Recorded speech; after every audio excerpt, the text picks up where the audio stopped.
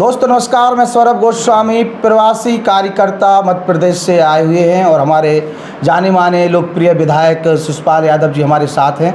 Lalitpur Jhansi Lalitpur Lok Sabha seat पर प्रचार कर रहे हैं, अनुराग शर्मा के समर्थन में वोट मांग रहे हैं। क्या मुद्दे हैं और किस प्रकार का माहौल है, ये चर्चा करते हैं। सर स्वागत है। बहुत बहुत धन्यवाद गोस्वामी जी। आप इस क्षेत्र में घूम रहे हैं, कैसा माहौल है? देखिए, माहौल तो केवल झांसी ललितपुर में ही नहीं, संपूर्ण देश में धार्मिक दृष्टिकोण से देखें तो माहौल राममय है, और अगर राजनीतिक दृष्टिकोण से देखें तो माहौल मोदीमय है।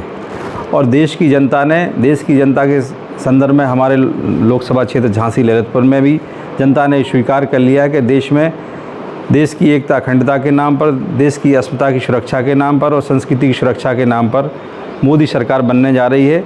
और झांसी लोकसभा क्षेत्र में समस्त मतदाताओं का रुझान भारतीय जनता पार्टी के पक्ष में है और भारतीय जनता पार्टी भारी बहुमत से यहाँ चुनाव जीत रही है। पंडित श्री अनुराग शर्मा जी यहाँ के लोकप्रिय प्रत्याशी हैं, जिनके पक्ष में स्पष्ट बहुमत दिखाई दे रहा है। चुनाव जातिगत होता है नहीं आ रहा? मैं तो नहीं मानता हूँ कि चुनाव जातिगत होता है। पंडित अनुराग शर्मा जी को पिछली बार भी सभी जातियों का सभी बूथों पर वोट मिला था और इस बार भी सभी बूथों पर सभी जातियों का वोट मिलता दिखाई दे रहा है। अगर कहीं जाति के आधार पर मतदान होता तो जिन जातियों का बाहुल जिन बूथों पर उन पर मतदान नहीं हो रहा होता, केवल ब्राह्मण उन्हें मत दे रहे होते। तो सभी जातियों के और सभी धर्मों के लोग भी वोट उनको कर रहे हैं और सभी उनके साथ हैं। तो चेहरा बनाया गया इंडिया गठबंधन का प्रदीप जैन कैसे व्यक्ति हैं?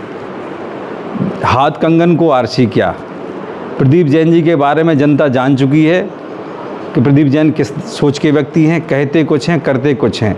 विनाशकारी व्यक्तित्व के धनी हैं। उन्होंने जो भी कार्य किए हैं विध्वंसकारी कार्य किए हैं, कोई सकारात्मक दृष्टिकोण से कार्य नहीं किया है, इसलिए जनता उन्हें नकार चुकी है। शिषपाल जी, चूँकि अगर झांसी ललितपुर लोकसभा सीट की बात करें तो यादव भी बहुत बड़े पैमाने पर वोटर है यहाँ पर, और हर बार ये देखने आया कि यादव वोट को कहीं ना कहीं केवल एक पार्टी से जोड़कर रखा जाए, जबकि ऐसा नहीं है। आज के समय में बड़े पैमाने पर यादव समाज बीजेपी को भी वोट कर रही है। देखिए, यादव समाज भी आजकल शिक्षा के क्षेत्र में आगे बढ़ चुकी है। राजनीतिक समझ भी यादव समाज के लोगों के पास है। वो जो भी फैसला लेते हैं सोच समझ करके लेते हैं, और समझदार लोग हैं। जो भी आज भी फैसला लेंगे सोच समझ करके लेंगे, और देश हित में जो सर्वोत्तम होगा वही फैसला लेंगे। ललितपुर जिले में बड़े पैमाने पर जिला पंचायत सदस्य बीजेपी में शामिल हुए, जो कहीं ना कहीं लोगों के बीच में लोकप्रिय हों, अपनी दम पर चुनाव जीत कर आए हों जिला पंचायत सदस्यों के। हाँ, हो सकता है किसी पार्टी को बिलोंग करते हों आज के समय बीजेपी में, तो उनके शामिल होने से क्या पार्टी को लाभ मिलेगा, मजबूत मिलेंगे? और वो ऐसे बेल्ट से आते हैं जहाँ पर भी यादव बाहुल सीट हैं। देखिए, राजनीति एक अविरल धारा है जिसमें बहुत सारी चीज़ें परिवर्तनशील होती हैं। हो सकता है परिवर्तनशील दृष्टिकोण से उन्हें कुछ बेहतर दिखाई दिया हो, इसलिए उन्होंने परिवर्तन कर लिया हो, दल परिवर्तन कर लिया हो। कोई स्थायित्व तो कहीं होता नहीं है, और उन्हें कुछ बेहतर लगा होगा तो उन्होंने अपने राजनीतिक कैरियर के दृष्टिकोण से अपना लिया होगा, भारतीय जनता पार्टी को अपना लिया होगा। मोहन यादव को मुख्यमंत्री बनाया गया, पहले तो आपने कभी सोचा था कि मोहन यादव मुख्यमंत्री बनेंगे? ये विषय चूँकि हमारे राष्ट्रीय नेतृत्व का है, इस विषय में मैं कुछ नहीं कहना चाहूँगा। कैसे मुख्यमंत्री हैं? आदरणीय मोहन यादव जी बहुत सुलझे हुए, बहुत ही निष्ठावान पार्टी के नेता हैं और जनता के हित में बहुत ही अच्छे निर्णय ले रहे हैं। निसंदेह मध्य प्रदेश उनके नेतृत्व में विकास की ओर अग्रसर होगा। यूपी में भी लगातार वो प्रचार कर रहे हैं। हाँ, पार्टी जहाँ पर भी भेजेगी, चाहे आदरणीय मोहन जी हों, चाहे हमारे मध्य प्रदेश के और भी आदरणीय श्री शिवराज जी हों, आदरणीय श्री प्रहलाद पटेल जी हों, या छोटे कार्यकर्ता हों, बूथ के कार्यकर्ता तक जिसे पार्टी जहाँ जो दायित्व सौंपेगी वो कार्यकर्ता अपना काम करेंगे। शिषपाल जी, यूपी और एमपी का बॉर्डर लगा हुआ है, अमूमन एक दूसरे की रिश्तेदारियां हैं, तमाम चीज़ें हैं, और जो झांसी ललितपुर का जो बेल्ट है जो अमूमन बिल्कुल मध्य प्रदेश के हिसाब से चलता हुआ नज़र आता है। नेता एक दूसरे के यहाँ जाते भी हैं, तो जो मोहन यादव जी हैं उनका क्या इस क्षेत्र में असर पड़ेगा? जो यादव वोट बैंक है वो बीजेपी की तरफ कन्वर्ट होगा? निसंदेह फर्क तो पड़ता ही है। आपस में लोगों की रिश्तेदारियाँ भी होती हैं, व्यक्तिगत संबंध भी होते हैं, सामाजिक संबंध भी होते हैं, और इन सारे रिश्तों के संदर्भ में एक पार्टी की विचारधारा भी होती है, लोग प्रभावित हुए होते हैं। तो निसंदेह प्रभाव पड़ेगा, ये पड़ रहा है, और कहीं ना कहीं इसका लाभ भारतीय जनता पार्टी को मिल रहा है। आप क्षेत्र में सक्रिय रहते हैं, पुराने नेता हैं, प्रदीप जैन के कामकाज से भी खूब वाकिफ होंगे, उन्हें अच्छी तरह से जानते भी होंगे। आज वो जिस गठबंधन का हिस्सा बने हैं, वो गठबंधन क्या कोई प्रभाव बना पा रहा है? देखिए, मुझे तो नहीं लगता कि इंडिया गठबंधन कहीं कोई कामयाबी हासिल कर सकेगा। जहाँ जिस नेता का अपना व्यक्तिगत प्रभाव होगा, जहाँ जिसके कैडर का प्रभाव होगा, वहाँ वो ज़रूर सफलता हासिल कर लें। लेकिन अगर उत्तर प्रदेश के परिप्रेक्ष्य में देखें या राष्ट्रीय परिप्रेक्ष्य में देखें तो कहीं इंडिया गठबंधन को सफलता मिलती दिखाई नहीं दे रही है, क्योंकि उनके पास ना तो कोई मुद्दा है और ना कोई विकास की बात है। वो सिर्फ और सिर्फ कहीं ना कहीं तुष्टीकरण की राजनीति कर रहे हैं। इसलिए तुष्टीकरण की राजनीति को जनता समझ चुकी है और उसको नकार भी चुकी है। यहाँ कहीं प्रदीप जैन आदित्य जी को गठबंधन को लाभ होने वाला नहीं है। समाजवादी पार्टी ने केवल 5 यादवन को मौका दो चुनाव लड़वे को, वो भी एक ही परिवार के। ये उनके दल का विषय है, इस पर हमारी कोई टिप्पणी नहीं।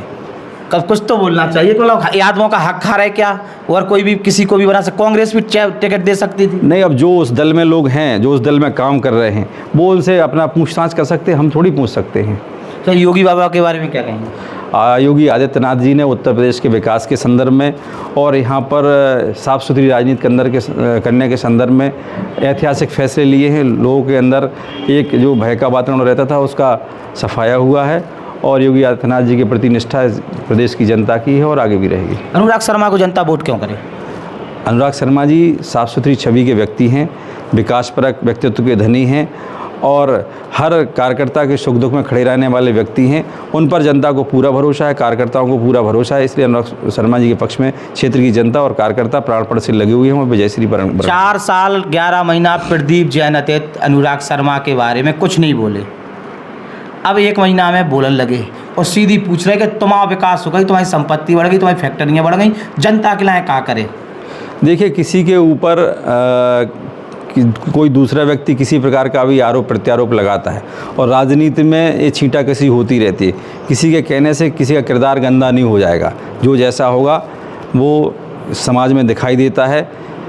शीशे पे धूल पड़ सकती है, लेकिन राजनीतिक व्यक्तित्व के ऊपर कभी धूल नहीं पड़ सकती है। अगर कोई किसी के अंदर कोई कालक होगी तो वो भी जनता देख रही होगी और साफ़ सुथरा होगा तो वो भी जनता देख रही। जनता को बेवकूफ़ बहुत दिन तक ये लोग नहीं बना सकते हैं और कांग्रेस को लोगों का एक ही काम रहा है, जनता को बेवकूफ़ बनाना, तुष्टीकरण की राजनीति करना और वोट हथियाना, और वोट हथियाने के बाद भूल जाना।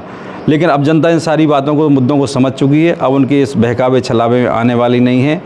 अब तो जनता, इस क्षेत्र की जनता श्री अनुराग शर्मा जी के साथ है, भारतीय जनता पार्टी के साथ है, योगी जी के साथ है और मोदी जी के साथ है। आखिरी में प्रदीप जैन 2 बार विधायक बने हैंगे, 1 बार सांसद बने, यूपीए की सरकार रही, 10 साल राज करे देश पे, उसके बाद भी अब जे कह रहे हैं कि तुम ना तो बीजेपी ने एयरपोर्ट बनाया है ना कछु करे। इनके कार्यकाल की चर्चा काहे नहीं हो पा रही? प्रदीप जी स्वयं बताएं उन्होंने क्या बनाया है। मैं तो जहाँ जहाँ राजनीति का देखते, जैसे मेरा विधानसभा क्षेत्र पृथ्वीपुर ही है, स्वर्गीय श्री ब्रजेंद्र सिंह राठौर साहब वहाँ पर 6 बार विधायक भी रहे, मिनिस्टर भी रहे। मुझे तो नहीं लगता कि उन्होंने 6 करोड़ का भी काम कराया हो। मैं 2 वर्ष के लिए विधायक था, मैंने 1000 करोड़ के काम कराए हैं। ऐसे ही माननीय अनुराग शर्मा जी यहाँ 5 वर्ष के लिए सांसद रहे हैं, तो ड्रग पार्क बनाया लखनऊ ललितपुर में, मेडिकल कॉलेज बनाया, हमारी पूरा कला से लेकर तालबेट वाली सड़क बनाई, जखौरा से बांसी सड़क बनाई, 100 करोड़ की सड़क मेहरौनी में ही हम बना रहे हैं। प्रदीप जैन साहब बताएं कि उन्होंने झांसी में क्या किया है या ललितपुर में क्या किया है। मैं जनता की तरफ से भी पूछना चाहता हूं कि प्रदीप जैन अपना स्पष्टीकरण दें कि वो उन्होंने क्या काम किया। 10 साल में झांसी ललितपुर कितना बदल गया? निसंदेह काफ़ी विकास हुआ है, इसमें कोई दो मत नहीं है। झांसी ललितपुर का विकास दिखाई दे रहा है और आम जनता भी इसको देख रही है। आप लोगों के बीच में जा रहे हैं, क्या कह रहे हैं, क्या संदेश दे रहे हैं? जनता संतुष्ट है, मोदी जी के पक्ष में है, भारतीय जनता पार्टी के पक्ष में है और अनुराग जी का वर्ण कर रही है। बहुत बहुत धन्यवाद सर आपका।